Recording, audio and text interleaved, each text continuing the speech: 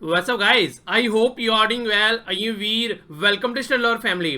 Discussion काफी शानदार आज का रहने वाला है. कुछ सारे इंटरेस्टिंग पॉइंट आप लोगों के सामने आने वाले हैं और इसी के साथ में एक काफी इंपॉर्टेंट आर्टिकल जो कि आप लोग का बचा हुआ था और मैंने बोला था कि संडे या फिर सैटरडे में हम लोग उसको डिस्कस करेंगे. तो वो आर्टिकल भी हम लोग यहाँ पर आज डिस्कस करने वाले हैं. तो आइए आज का डिस्कशन स्टार्ट करते हैं बिना किसी देरी के. तो सबसे पहले नजर डालेंगे उस आर्टिकल के ऊपर जिसके बारे में मैं अभी बात कर रहा था. आर्टिकल है फाइनेंस एक्ट 2017. तो इस आर्टिकल के ऊपर नजर डालेंगे. यहाँ पर इस आर्टिकल में दो एंगल हैं. एक तो सबसे पहले बात की जा रही है यहाँ पर ट्रिब्यूनल के बारे में. ट्रिब्यूनल एक तरीके का कोर्ट होता है जो कि यहाँ पर कई सारे अलग अलग मैटर्स के लिए क्रिएट किया जाता है. जैसे आप लोगों ने सुना होगा, जैसे आप लोग यहाँ पर कई सारे नाम देखते हैं, नेशनल ग्रीन ट्रिब्यूनल या फिर इनकम टैक्स अपीलेट ट्रिब्यूनल या फिर नेशनल कंपनी लॉ ट्रिब्यूनल. तो अलग अलग मैटर के लिए अलग अलग ट्रिब्यूनल बनाए जाते हैं किसी पर्टिकुलर एरिया में काम करने के लिए. और बेसिक पर्पज ये होता है ताकि जो कोर्ट पर बर्डन है उसको थोड़ा कम किया जा सके, ताकि जो मैटर्स हैं वो नीचे लेवल पर ही खत्म किए जा सके और ज्यादा ऊपर तक चीजें न पहुंचे. पहली तो बात यहाँ है, ये वाला एरिया हम लोग कवर करेंगे. दूसरा जो एंगल है यहाँ पर, ये है यहाँ पर मनी बिल का एंगल. गवर्नमेंट क्या करती है नॉर्मली, अगर गवर्नमेंट को कोई लॉ पास करना होता है तो सबसे साधारण सा और आसान सा तरीका होता है कि उसको मनी बिल बना दे. आधार कार्ड एक्ट की बात आप लोगों ने सुनी. आधार कार्ड एक्ट बन चुका है आज के डेट में, सुप्रीम कोर्ट में पहुंचा. उस टाइम पर यह बात चल रही थी कि देखिए ये एक्ट जो आप लोग मनी बिल के तौर पर लेकर आए हैं, ये मनी बिल बनाने लायक नहीं था. ये नॉर्मली अगर आप लोग देखा जाए, ये जो एक्ट था ये मनी बिल की क्राइटेरिया फुलफिल करता ही नहीं है. यानी कि टैक्स को ऑल्टर करना, ये सारी चीजें, टैक्स लगाना, वो तमाम जो मुद्दे होते हैं मनी बिल का जो क्राइटेरिया होता है, जो आर्टिकल 110 में बात बोली गई है, वो फुलफिल नहीं करते हैं. और फिर भी कई सारी चीजों को आप लोग यहां पर मनी बिल की तरह उसको पास करा देते हैं. रीजन ये होता है कि मनी बिल को पास कराने के लिए राज्यसभा की जरूरत पड़ती नहीं है. राज्यसभा ज्यादा से ज्यादा उसे कुछ दिन के लिए डिले कर सकती है, लगभग 14 डेज के लिए. इससे ज्यादा राज्यसभा कुछ नहीं कर सकती. तो सारी पावर आ जाती है लोकसभा के हाथ में, और गवर्नमेंट लोकसभा में मेजोरिटी में है तो वो आसानी से उसको पास करा कर ले जाती है बिना किसी डिस्कशन और डिबेट के. राज्यसभा को बाईपास कर देती है. ये बिल्कुल ऐसे ही है जैसे मान लीजिए ये कोई सिटी है और यहां से एक रोड तो यहां से जाती है सिटी में को होकर अंदर से, और दूसरी बाईपास निकल जाती है. इसकी वजह से जो टाइम आप लोगों का लगता है यहां पर सिटी के अंदर, वो बच जाता है. और कहीं ना कहीं एक तरीके से यहां पर राज्यसभा के अंदर जो डिस्कशन होगा, जो डिबेट होगा, उस सबको बाईपास करके यहां से निकलने का पर्पज ही रहता है, क्योंकि मेजोरिटी नहीं है गवर्नमेंट की राज्यसभा में. तो इसीलिए इनके द्वारा ये ऐसी हरकतें की जाती है. और पास्ट में आधार कार्ड के एक्ट के साथ भी यह हरकत की गई है. पर लेकिन सुप्रीम कोर्ट ने आधार कार्ड को यहां पर वैलिड करार दे दिया. तो अभी राइटर यहां पर एक काफी इंटरेस्टिंग बात बोल रहे हैं कि सुप्रीम कोर्ट के पास में दूसरा मौका है, यहां पर दूसरा चांस है कि वो क्या करे, अपनी गलती को सुधार ले. क्योंकि जो आधार कार्ड पास किया गया था इनके द्वारा मनी बिल बनाकर, उस टाइम पर भी सुप्रीम कोर्ट ने वैलिड करार दे दिया. इसीलिए तो आज के डेट में एक्ट है, वरना एक्ट थोड़ी ना होता है यहां पर. तो इसी तरीके की कंडीशन यहां पर बोली जा रही है कि उस टाइम तो आप लोगों ने गलती को इग्नोर कर दिया, पर अब गलती को इग्नोर नहीं करना है. तो यहां पर दो एंगल है. पहले बात करेंगे ट्रिब्यूनल के बारे में और इसके बाद में बात करेंगे फिर जो यहां पर आर्टिकल 110 यानी कि जो मनी बिल की बात करते हैं. तो एक एक करके देखते हैं. ये नोट्स मैंने आप लोगों के सामने बना दिए हैं, पर लेकिन डिटेल में इसको अलग से समझ लेते हैं. देखिए ट्रिब्यूनल जो होता है मेनली, जैसे नेशनल ग्रीन ट्रिब्यूनल आ गया, तो नेशनल ग्रीन ट्रिब्यूनल की बात करते हैं जो कि बड़ी फ्रीक्वेंटली आप लोग न्यूज में इसको सुनते हैं.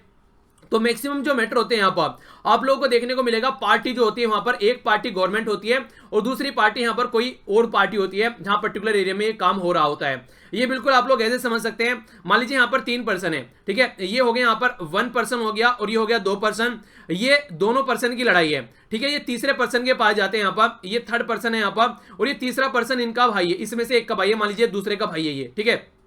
तो ये क्या करेगा, ये मैटर को ये करेगा कि अपने भाई के फेवर में कर दे ज्यादातर मैटर, यानी कि इसको हराया जाए 1 पर्सन को. तो ये दोनों मिलकर इस तरीके से काम करने की कोशिश करेंगे. यानी कि जो ट्रिब्यूनल है अगर यहां पर अलग अलग लॉ के हिसाब से काम करते हैं, जिसके लिए ये ट्रिब्यूनल बना रखे हैं, अलग अलग लॉ के हिसाब से काम कर रहे हैं. गवर्नमेंट क्या करिए, कई सारे ट्रिब्यूनल तो अबोलिश कर दिए, और जो बचे हुए ट्रिब्यूनल हैं उनको वो ये चाह रही है कि यहां पर अपॉइंटमेंट वगैरह जो भी कंडीशन सिचुएशन हो वो गवर्नमेंट के हिसाब से हो, सारा काम गवर्नमेंट के अंडर में आ जाए. और गवर्नमेंट ही मैक्सिमम यहां पर पार्टी रहती है. जब लड़ाई होती है तो गवर्नमेंट यहां पर सॉल्यूशन निकालने के लिए जाती है. यानी कि एक तरीके से ये तो वही हो गई कि जो चोर है उसी को पुलिस बना दिया भैया कि तुम ही ये काम कर लो, तो चोर को ही पुलिस बना दिया कि उल्टा चोर कोतवाल को डांटे, ये वाली बात हो गई यहां पे. तो अगर ऐसी कंडीशन आप लोग कर चल रहे हैं तो फिर क्या मतलब इसका रह गया है ट्रिब्यूनल का, जब मैक्सिमम आप लोग यहां पर लड़ने के जा रहे हैं और आप ही उसको अपॉइंट कर रहे हैं, आप ही सारी टर्म एंड कंडीशन वहां पर रख रहे हैं. तो ट्रिब्यूनल की तो इंडिपेंडेंसी यहां पर खत्म हो गई. जो बेसिक पर्पज होता है ट्रिब्यूनल का बनाने का, उसका इंडिपेंडेंट काम करने का, वो आप लोगों ने यहां पर खत्म कर दिया. तो ये जो ऐसी हरकतें आप लोग कर रहे हैं ये वैलिड नहीं है। इस तरीके से आप लोग बिल्कुल काम खत्म कर दे रहे हैं ट्रिब्यूनल का, और ट्रिब्यूनल का कोई पर्पज फिर रह नहीं जाता है बेसिकली, अगर आप लोग इस तरीके से हरकतें करते हैं। तो पहली तो बात यहां पर ये बोली जा रही है कि जो ट्रिब्यूनल है वो इंडिपेंडेंट होना चाहिए, गवर्नमेंट का उस पर कोई हक नहीं होना चाहिए, क्योंकि गवर्नमेंट का कॉन्फ्लिक्ट ऑफ इंटरेस्ट आ जाता है। अपने फायदे के लिए गवर्नमेंट ऐसा करेगी तो कोई भी काम गवर्नमेंट का रुकेगा नहीं फ्यूचर में। सारे काम जो भी चाहे उल्टे सीधे करे, ट्रिब्यूनल में जाएगा, वो पास हो जाएगा। क्यों? क्योंकि ट्रिब्यूनल यहां पर गवर्नमेंट के अंगूठे के नीचे है। बिल्कुल ऐसे ही जैसे सीबीआई की बात आप लोग ले लीजिए, जब भी यहां पर कोई पावर में आती है गवर्नमेंट, चाहे कांग्रेस की बात करो चाहे बीजेपी की बात करो, वो क्या करती है? अपोजिशन को टाइट करने पे लग जाती है कि अपोजिशन ने ये घोटाला किया, ऐसे ऐसे केस निकाल के लेके आती है, अपोजिशन के ऊपर क्वेश्चन मार्क लगा देते हैं हर एक बात के ऊपर। और ये खासकर ये इलेक्शन के टाइम पर तो और ज्यादा होने लगता है यहां पर। तो ये कंडीशन नॉर्मली आप लोगों को बड़ी फ्रीक्वेंटली देखने को मिलती है कि किस तरीके से अपोजिशन को सप्रेस करना है, ये कंडीशन इनकी निकल कर आती है घुमा फिरा के, और सीबीआई का यूज किया जाता है हमेशा से। तो ऐसी कंडीशन अगर यहां पर ट्रिब्यूनल अपने अंडर में ये लेकर आ जाते हैं तो फिर देखिए जो ट्रिब्यूनल है वो इनके हिसाब से ही सारा काम करेगा, और कभी भी जो केस का सॉल्यूशन होगा वो गवर्नमेंट के अपोजिट में नहीं जाएगा। तो एक तो ये मुद्दा है जो बिल्कुल गलत है यहां पर, और ये बिल्कुल जो जस्टिस है उसको जस्टिफाई नहीं करता है कि ऐसा कुछ होना चाहिए। अब बात करते हैं मनी बिल के बारे में। मनी बिल जो होता है हमारे संविधान में 110 आर्टिकल है जिसमें मनी बिल की बात करते हैं। सबसे इंपॉर्टेंट बात यहां पर यह है कि मनी बिल को जो डिसाइड करता है ये मनी बिल है, यहां पर ये पावर दे रखी है स्पीकर के हाथ में। तो स्पीकर ने तो डिसाइड कर दिया भैया फाइनेंस जो बिल है आप लोग इसको मनी बिल बनाकर आप लोग इसको पास करा दीजिए और ठीक ठाक काम करने दीजिए। चलिए स्पीकर ने काम कर दिया। अब यहां पर गवर्नमेंट ये बोल रही है कि आर्टिकल 110 की जो पावर है स्पीकर की, उसको आप लोग जुडिशियल रिव्यू में नहीं ले जा सकते कि जुडिशियल रिव्यू कराने हैं, ये फाइनल है यहां पर स्पीकर की पावर। स्पीकर ने बोल दिया ये मनी बिल है तो ये मनी बिल है, पर लेकिन सुप्रीम कोर्ट कहता है ऐसा कुछ नहीं है, हम लोग उसको रिव्यू कर सकते हैं और रिव्यू करेंगे, क्योंकि अगर आप लोग बिल्कुल पैटर्न जो बेसिक पैटर्न है आप लोग को फॉलो करके नहीं चल रहे हैं, आप लोग उसको बाईपास कर रहे हैं, तो हम यहां पर पिक्चर में आएंगे। तो यहां पर अब डिसाइड किया जाएगा कि क्या ये मनी बिल है या मनी बिल नहीं है। आर्टिकल 110 की अगर बात करती है, वैसे अगर देखा जाए जो यहां पर ट्रिब्यूनल के रिलेटेड जो बातें आ रही हैं, इसका जो यहां पर इसकी वर्किंग चेंज की जा रही है, कौन यहां पर कौन अपॉइंट किया जाएगा, उनकी क्या क्वालिफिकेशन होगी, ये मनी बिल की जो रिक्वायरमेंट है उसके अंडर में आती नहीं है अगर ढंग से इसको प्योरली देखा जाए तो। यानी कि कहीं ना कहीं गवर्नमेंट जो है वो कटघरे में आकर खड़ी हो गई है, जैसे ही सुप्रीम कोर्ट में ये केस गया। पर लेकिन अब सुप्रीम कोर्ट को सोचना पड़ेगा उसको आधार कार्ड एक्ट की तरीके से ट्रीट करना है इसको, या फिर से इसके पास में एक नई अपॉर्चुनिटी है सुप्रीम कोर्ट के पास में कि वो जो संवैधानिक हमारे जो एक तरीके से संवैधानिक हमारे जो पैटर्न है उसको फॉलो करके चलना है और यहां पर इसको नल एंड वॉइड करार देना है। तो अब सुप्रीम कोर्ट के हाथ में, सुप्रीम कोर्ट के पलड़े में यहां पर बोल है, अब देखना यह है कि वो कैसे इसको खेल पाते हैं और किस तरीके से यहां पर जो सही जरूरत है, रिक्वायरमेंट है और जो एक्चुअल में सही चीज है उसको इंप्लीमेंट कर पाते हैं। तो ये था कंप्लीट आर्टिकल। बाकी अब जो केस जाएगा सुप्रीम कोर्ट में पहुंच चुका है, जब इसका रिजल्ट आएगा बाकी तमाम बातें तब पता चलेगी क्या सही है और क्या गलत है। ठीक है, तो अभी इसके बारे में आप लोगों के अभी इसके बारे में इतना ही। दो एंगल थे तो दोनों एंगल मैंने आप लोगों को बता दिए जिनके बारे में आप लोगों को पता होना चाहिए। ओके, आइए अब आगे बढ़ते हैं। नेक्स्ट जो बात की जा रही है यहाँ पर साइंस एंड टेक वाला पोर्शन है, थोड़ा सा यहाँ पर ये सबसे पहले बात की जा रही है रीढ़ की हड्डी के बारे में, स्पाइनल कॉर्ड के बारे में। अभी रिसेंटली एक ऐसे मॉलिक्यूल के बारे में पता लगाया गया जिसको TTK21 बोला गया है, जो कि यहाँ पर रिपेयर करने का काम करता है स्पाइनल कॉर्ड में अगर कोई प्रॉब्लम आ जाती है। ये किसके द्वारा खुशखबरी दी गई है? ये Jawaharlal Nehru centre for advance scientific research JNCASR जो बेंगलुरु में है, इसके द्वारा यहाँ पर ये स्टडी की गई है। और ये जो चूहे और जो रेट जो माइस वगैरह जो रेट वगैरह है उनके ऊपर ये रीजनरेटिव यहाँ पर ये ग्रोथ देखने को मिली कि अगर कुछ ऐसी प्रॉब्लम आ जाती है तो फिर से इसको रीजनरेट किया जा सकता है। देखिए होता क्या है नॉर्मली, अगर मान लीजिए आपके हथेली में कोई हल्की सी चुई चुभ है आप लोगों की उसमें, तो आप लोग क्या करेंगे? हाथ को दूर कर लेंगे। अगर आग में हाथ जले तो हाथ हटा लेंगे। तो ये जो जो आप लोग की जो सेंसर होते हैं, तो ये कैसे होते हैं? हमारी बॉडी में रीढ़ की हड्डी के साथ में कनेक्ट होते हैं और कहीं ना कहीं पूरा जो सिग्नल होता है हमारे माइंड तक पहुंचता है। पर लेकिन अगर हम लोग ये इंप्लीमेंट करके ढंग से नहीं चल रहे हैं, रीढ़ की हड्डी में कोई ऐसी प्रॉब्लम आ रही है, तो इस तरीके से हम लोग चीजों को फील नहीं कर पाएंगे, सेंस नहीं हो पाएगी, हमारा हाथ जल भी जाएगा तो हमको पता नहीं चलेगा। तो इसी तरीके से जो रीढ़ की हड्डी को जो रिपेयर करने का काम है वो हो सकता है आने वाले टाइम में होने लगे, और ये एक पॉजिटिव बात आप लोग बोल सकते हैं। नेक्स्ट जो बात की जा रही है यहाँ पर, ये बात की जा रही है इमोशंस के बारे में। देखिए जानवर होते हैं उनके अंदर भी इमोशंस होती है, खासकर ये स्टडी यहां पर बताती है। एक न्यूरॉन के बारे में बात की जा रही है यहां पर, जिसको बोला रहा है मिरर न्यूरॉन। इसका नाम आप लोग याद रखते हैं। ये अगर एक्टिव होता है जानवर के अंदर तो वो दूसरे जानवर का पेन फील करते हैं, और अगर एक्टिव नहीं होता है तो पेन फील नहीं करते हैं। यही अभी रिसेंटली रिसर्च निकल कर आई है, यानी कि जानवर भी दूसरे जानवर का पेन फील करते हैं। यहां पर इस रिसर्च के थ्रू ये बात पलती है, यानी कि वो भी इमोशंस शेयर करते हैं, उनके अंदर भी इमोशंस होती हैं जानवर के अंदर। ठीक है, तो ये बात यहां पर बोली गई है। आगे बढ़ते हैं। नेक्स्ट यहां पर बात की जा रही है दो यहां पर प्राणी के बारे में। तो यहां पर एक तो है ये इस तरीके की फिश है यहां पर, और ये एक नीचे आप लोगों को देखने को मिल रहा है, ये एक यहां पर ये प्राणी है। तो पहले का नाम है यहां पर जेली फिश, और इसका नाम है वो जेब्रा फिश, और इसका नाम है यहां पर सैलेमंडर। तो ये जो दोनों है इनके अंदर बड़ी ही अद्भुत क्वालिटी पाई जाती है। वो अद्भुत क्वालिटी क्या है? ये अपने हार्ट यानी कि जो दिल है उसको यहां पर रीजनरेट कर सकते हैं, जो कि नॉर्मली जो मैमल्स में जो यानी कि ह्यूमन वगैरह हैं या फिर दूसरे मैमल्स हैं उनमें ये देखने को नहीं मिलता है। तो ये जो इनकी जो कैपेबिलिटी है, ये बोला जा रहा है कि ये कैपेबिलिटी इनके अंदर पाई जाती है, और उसका कुछ रीजन है। रीजन क्या बोला गया? ये बोला गया थायराइड हार्मोन। अगर ये भी थायराइड हार्मोन इनके अंदर ज्यादा एक्सेसिव क्वालिटी में आने लगे तो ये भी ये एबिलिटी लूज कर देंगे। यानी कि ह्यूमन के अंदर जो खासकर मेटाबॉलिज्म की बात की जा रही है, और जो थायराइड हार्मोन होते हैं उसकी वजह से हम लोग ये एक्टिविटी नहीं कर पाते हैं, और ये जो जीव जंतु हैं ये एक्टिविटी यहां पर कर पा रहे हैं। तो ये एक पॉजिटिव बात यहां पर देखने को मिल रही है। नेक्स्ट काफी इंटरेस्टिंग बात है, देखिए नॉर्मली अगर किसी को कोई बीमारी होती है ना, तो बहुत बड़ा रीजन ये होता है वो बीमारी कंटिन्यू काफी लंबे समय तक रहती है, क्योंकि वो इंसान इलाज नहीं करवाता है, या फिर अगर इलाज करवा भी लेता है तो रेगुलर इलाज नहीं करवाता है। ये टीबी की बीमारी जो आज की डेट में मल्टी ड्रग रेजिस्टेंस टीबी बन जाती है, उसका बहुत बड़ा रीजन ये है कि ये देखिए इसके इलाज के लिए 6 से 9 महीने का टाइम मिनिमम होना चाहिए। पर लेकिन लोग बाग क्या करते हैं, वो 1-2 महीना दवाई खाते हैं और उसके बाद में फिर उसको छोड़ देते हैं। इसकी वजह से जो टीबी है वो लंबे समय तक यहां पर रुक जाती है, और भी खतरनाक रूप जो है वो इख्तियार कर लेती है। तो कंडीशन क्या है? कंडीशन यहां पर ये है, एक बड़ी ही अच्छी स्टडी की गई है यहां पर इंडियन के द्वारा मिलकर, और खासकर यहां पर ये मैसेच्यूट इंस्टीट्यूट ऑफ टेक्नोलॉजी यहां पर इसके बारे में बात की, सॉरी इंडियन नहीं है यहां पर, ये MIT है, ठीक है ना, मैसेच्यूट्स इंस्टीट्यूट ऑफ टेक्नोलॉजी जो MIT है यहां पर USA का, उसके द्वारा यहां पर ये स्टडी की गई है। स्टडी क्या है? स्टडी ये है कि एक इस तरीके की कोयल यहां पर बनाई गई है। इस कोयल में अलग अलग मेडिसिन यहां पर है, और ये कोयल जो है इंसान की बॉडी के अंदर डाल दी जाएगी, और इसमें से टाइम टू टाइम अपने आप ही यहां पर इसमें से दवाई निकलती रहेगी।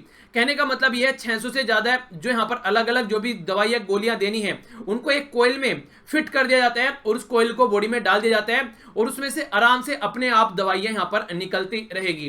कहने का मतलब यह है कि इंसान को डेली दवाई याद रखने की कोई जरूरत नहीं है, और इंसान को डेली चक्कर में पड़ने की जरूरत नहीं है कि आज कितनी दवाई लेनी है और कौन सी दवाई लेनी है। ये निकिल टाइटेनियम एलॉय जो भी यहां पर है उसका मिलकर बना होता है, और ये काफी छोटा, जिसे छोटा कोई टॉय नहीं होता है उस तरीके से होता है, कोई खिलौना होता है। तो इसको यहां पर शरीर के अंदर डाल दिया जाएगा। अगर ये शरीर के अंदर डाल दिया जाएगा तो आराम से फिर जितनी भी दवाई होगी वो इसमें से रिश्ती रहेगी, जितना डोज रिक्वायर होगा उसी के हिसाब से यहां पर लगभग 1 महीने तक का मिनिमम ये चलता रहेगा। तो इस तरीके से इंसान जो कि आज की डेट में भूल जाता है या फिर इलाज को कंटिन्यू नहीं रखता है, वो वाली कंडीशन यहां पर साइड में हो जाएगी। फायदा इससे ये रहेगा कि आसानी से उसका जो इलाज हो जाएगा, और ये जो नॉर्मल बीमारी होती है वो मल्टी ड्रग बीमारी में कन्वर्ट नहीं होगी। यानी कि कहने का मतलब ये रेजिस्टेंस क्रिएट नहीं होगा। तो ये एक पॉजिटिव साइड यहां पर निकल कर आ रही है इसकी वजह से। काफी अच्छी बात आप लोग इसको बोल सकते हैं यहां पर, क्योंकि अगर हमारी ही कंट्री की बात करें तो हमारी कंट्री में ट्यूबरक्लोसिस की बहुत लार्ज स्केल पर लोगों में क्वांटिटी देखने को मिलती है, और टारगेट भी है कि इसको जल्दी से जल्दी खत्म करना है। तो देखने वाली बात ये होगी कि अगर ये मैटर इफेक्टिवली इंप्लीमेंट किया जाता है तो क्या फायदा देखने को मिलता है। नेक्स्ट बात की जा रही है बैक्टीरिया के बारे में। ये कभी काफी इंटरेस्टिंग इंफॉर्मेशन यहां पर है। अगर आप लोगों से कोई पूछे कि पहले धरती पर इंसान आए थे या फिर बैक्टीरिया आए थे, तो सीधा सीधा आंसर है बैक्टीरिया आए थे। बैक्टीरिया पहले धरती पर आए थे। तो बैक्टीरिया जो धरती पर आए थे वो काफी लंबे समय से यहां पर है, अगर इंसानों को कंपेयर में आप लोग यहां पर देखोगे तो। और दूसरी बात यहां पर की जा रही है, अगर आप लोग देखोगे बैक्टीरिया की क्वांटिटी और इंसानों की क्वांटिटी में बहुत ज्यादा डिफरेंस है। आज की डेट में लगभग 7 बिलियन, जो आज की डेट में यानी कि 7 के आगे अगर 0 लगा दिए तो 9 जीरो आप लोगों को लगानी पड़ेगी, इतने ज्यादा इंसान धरती पर रहते हैं। 5 मिलियन ट्रिलियन यानी कि 5 के आगे 30 जीरो लगा देंगे और उसके बाद भी ये चलता रहेगा, इतने सारे बैक्टीरिया हैं धरती पर। तो धरती पर जो बैक्टीरिया है और धरती पर जो इंसानों का आने का टाइम है वो डिफरेंट है, और जो संख्या है वो भी काफी डिफरेंट है। तो ये यहां पर डेटा आप लोगों के सामने है। रफली अगर माना जाए ह्यूमन जो है वो 66 मिलियन ईयर एगो आए थे, पर लेकिन अगर बैक्टीरिया की बात करें तो 3.4 या फिर इससे भी ज्यादा बिलियन ईयर पहले आए थे। मिलियन नहीं, बिलियन की बात की जा रही है यहां पर। तो समझ सकते हैं कि काफी पुराने टाइम से बैक्टीरिया यहाँ पर रह रहे हैं। अभी जो बात की जा रही है वो ये बात की जा रही है कि देखिए कई बार क्या होता है हम लोग दवाइयां बनाते हैं पर लेकिन दवाइयां वो सक्सेस नहीं हो पाती है। रीजन ये है ये बड़ी ही जल्दी एक तो अपना जो है कई बार चीजें चेंज होती रहती हैं, यानी कि जैसे डिस्कवर किया गया हाँ ये बैक्टीरिया है, कई बार चीजें चेंज हो जाती है टेम्परेचर के बेस पर या फिर और भी कई कंडीशन की वजह से, तो इसीलिए यहाँ पर दवाइयां हम लोग जल्दी उनकी खोज नहीं पाते हैं। अगर बैक्टीरिया के बारे में हम लोग ढंग से समझ पाएंगे तो हो सकता है आने वाले टाइम में हम लोग जो भी दवाइयां हैं वो बना पाए और इस प्रॉब्लम का कोई ना कोई सोल्यूशन निकाल पाए। ठीक है, तो ये छोटा सा साइंस एंड टेक वाला पोर्शन था। आइए अब आगे बढ़ते हैं। नेक्स्ट जो न्यूज है यहाँ पर ये इंडिया और ईरान और यूएसए के बीच में है। आप लोगों को पता होगा कि ईरान न्यूक्लियर डील से यूएसए बाहर निकला था, तो यूएसए जब ईरान न्यूक्लियर डील से बाहर निकला था उस टाइम पर कुछ कंट्री 8 कंट्री ऐसी थी जिनको यहां पर इसने छूट दी थी कि वो ईरान के साथ में व्यापार कर सकते हैं, उसमें इंडिया और चाइना भी मेन इंपॉर्टेंट कंट्री थी। अभी यहां पर वो टाइम लिमिट कंप्लीट होने वाली है। अब यहां पर यूएसए प्रेशर डालेगा तो दो पॉसिबिलिटीज है, एक तो यहां पर यह है कि यूएसए प्रेशर डालेगा और दूसरा यहां पर यह है कि यूएसए जो है उसको ऐसे ही चलने देगा। अब देखते हैं कैसे होता है, क्योंकि आप लोग जानते हैं जो जनरलाइज सिस्टम ऑफ प्रेफरेंस है, यानी कि कुछ ऐसा प्रोडक्ट जो हम अगर जाकर यूएसए में बेचते हैं तो उसके ऊपर यूएसए टैक्स नहीं लगाएगा। अभी रिसेंटली ये काफी न्यूज में था और यूएसए ने अभी कुछ प्रोडक्ट हमारे जीएसपी के अंदर से निकाल दिए और उन पर टैक्स लगाने की बात की है। तो हमारे ऊपर यूएसए आने वाले टाइम में जीएसपी को लेकर प्रेशर बना सकता है, जिसकी वजह से हम लोग को ईरान के साथ में जो हमारा इंपोर्ट है ऑयल का वो कम करना पड़ेगा और यूएसए यहां पर कहीं ना कहीं अपने शामदाम दंड भेज के तहत यहां पर ये काम करने के लिए तैयार है। अब देखने वाली बात यहां पर यह है कि देखिए इस पे यहां पर जीएसपी पर ये इंप्लीमेंट किया जाता है या नहीं किया जाता है, और जो हमारे सैंक्शन है ये May 4 यहां पर टाइम खत्म होने वाला है और May 2 यहां पर जीएसपी स्टेटस की बात की जा रही है। तो क्या सॉल्यूशन यहां पर निकल के आता है, क्या यूएसए जीएसपी से बाहर निकालेगा हमारे प्रोडक्ट को, क्या हमारे ऊपर और ज्यादा यहां पर सैंक्शन लगाएगा, तो ये कंडीशन देखने वाली बात होगी। ये आर्टिकल काफी इंटरेस्टिंग मुझे लगा और ये इंपॉर्टेंट भी है और जरूरी भी है। कई बार क्या होता है लड़का लड़की साथ में रह रहे होते हैं, लिव इन रिलेशनशिप भी आप लोगों को देखने को मिलती है, तो शादी के नाम पर फिजिकल रिलेशन बनाए जाते हैं पर लेकिन फॉल प्रोमिस यहां पर झूठे वादे किए जाते हैं शादी के, और उसके बाद में कई बार लड़का छोड़कर भाग जाता है। तो अब इसको यहां पर रेप की कैटेगरी में माना जाएगा, यानी कि अगर ऐसा होगा यहां पर किसी लड़की के साथ में शादी के प्रोमिस करके लड़का रह रहा है फिर छोड़ के चला जा रहा है तो ये रेप की कैटेगरी में आएगा, और रेप के तहत जो भी यहां पर सजा सुनाई जाती है वो सारी सजा यहां पर उस इंसान को सुनाई जाएगी। तो ये एक पॉजिटिव बात आप लोग बोल सकते हैं, सोसाइटी में कहीं ना कहीं वुमेन की डिग्निटी की बात की जा रही है।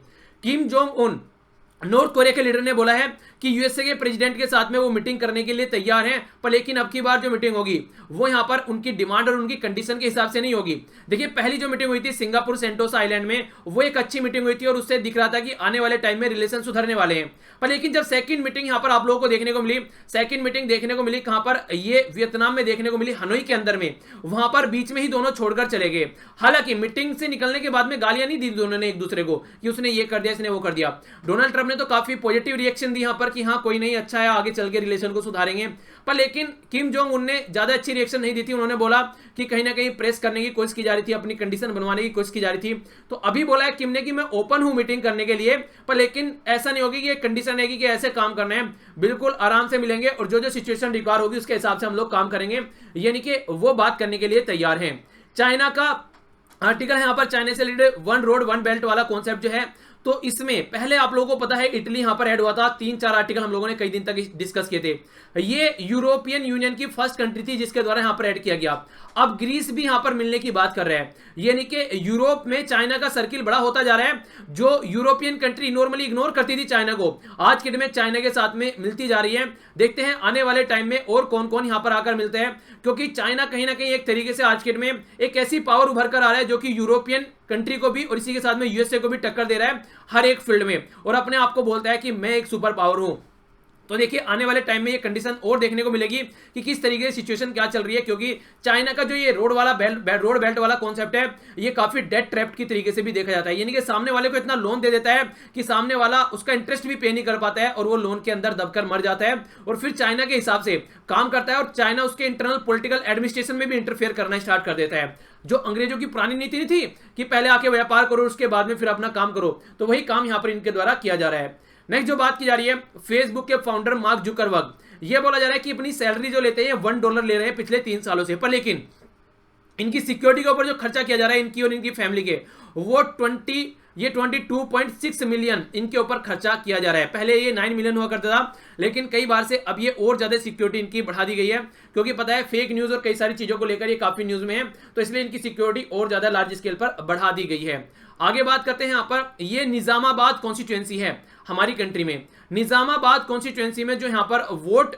जो यहाँ पर जो कॉन्स्टिट्यूएंसी में जो कैंडिडेट खड़े हुए हैं वो 185 कैंडिडेट खड़े हुए हैं। नॉर्मली जो ईवीएम मशीन होती है ना, उसकी जो कैपेसिटी है वो 64 की होती है, और 64 में से भी 63% यहाँ पर हो सकते हैं, प्लस एक नोटा का बटन होता है। ये हम लोगों ने डिस्कस किया था, याद होगा आप लोगों को। अब निजामाबाद में जो यहाँ पर ये बातें चल रही है, टोटल 12 बैलेट यूनिट यहाँ पर यूज की जा रही है और लगभग 7000 जो ईवीएम यूज की जा रही है। और फर्स्ट टाइम यहाँ पर इतने लार्ज स्केल पर कहीं इतनी सारी ईवीएम मशीन यूज की जा रही है और इतने लार्ज स्केल पर ये कंडीशन देखने को मिल रही है। तो एक तरीके का गिनीज वर्ल्ड रिकॉर्ड यहाँ पर ये बना दिया गया है निजामाबाद कॉन्स्टिट्यूएंसी के द्वारा।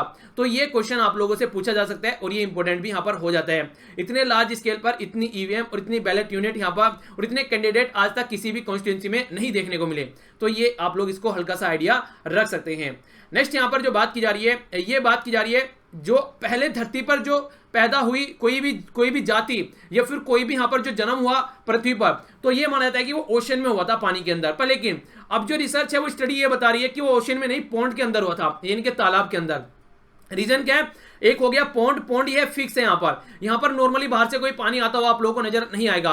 पर लेकिन अगर ओशन की बात करते हैं, वहां पर चहल पहल ज्यादा रहती है। ओशन करंट के बारे में सुना होगा। इसी के साथ में आप लोग जानते हैं बहुत सारी जो रिवर हैं वो आकर ओशन में गिरती रहती हैं और इंसानों की भी काफी खलजली यहाँ पर ओशन के अंदर रहती है। आज की डेट में अगर बात करें तो उस टाइम पर भी काफी कुछ यहाँ पर ओशन के अंदर जो था, एक तरीके से जो स्टेबिलिटी पॉन्ड के अंदर है वो स्टेबिलिटी ओशन के अंदर देखने को नहीं मिलती है, ये बात बोली गई है। तो इसी के चलते जो पुरानी थ्योरी थी कि पहले जो जन्म है, जो पहले जो चीजें हैं वो ओशन में आई है, अब उसको चेंज करके ये बोल दिया गया कि वो पॉन्ड्स में आई है। तो ये बात यहां पर की जा रही है। ठीक है, तो ये था आज का छोटा सा डिस्कशन, प्यारा सा डिस्कशन। कैसा लगा आप लोगों को ये डिस्कशन नीचे कमेंट बॉक्स में जरूर बताइए। तो मिलता हूं नेक्स्ट लेक्चर में। एंजॉय करते रहिए इसी तरीके से और संडे को अपना रिवीजन का पार्ट जरूर रखिए। क्वेश्चन वाली वीडियो आती है मॉर्निंग में, उसको आप लोग जरूर देखा कीजिए। कई सारे इंटरेस्टिंग क्वेश्चन वहां पर शेयर किए जाते हैं, क्योंकि प्रैक्टिस करेंगे तभी आप लोग कंफर्टेबल फील करेंगे एग्जाम में। प्रैक्टिस नहीं करेंगे तो फिर आप लोग प्रॉब्लम में आ जाएंगे। तो इसीलिए एंजॉय करते रहिए और चीजों को शेयर करना मत भूलिए, ताकि ज्यादा से ज्यादा लोगों को यहाँ पर कनेक्ट किया जा सके। जिनके पास से पैसा नहीं है उनको भी खासकर एक अच्छी स्टडी मिल सके। ठीक है, तो बड़ों को नमस्ते, छोटों को प्यार, छोटी सी लाइफ एंजॉय करो यार। मिलता हूँ नेक्स्ट लेक्चर में, तब तक के लिए जय हिंद।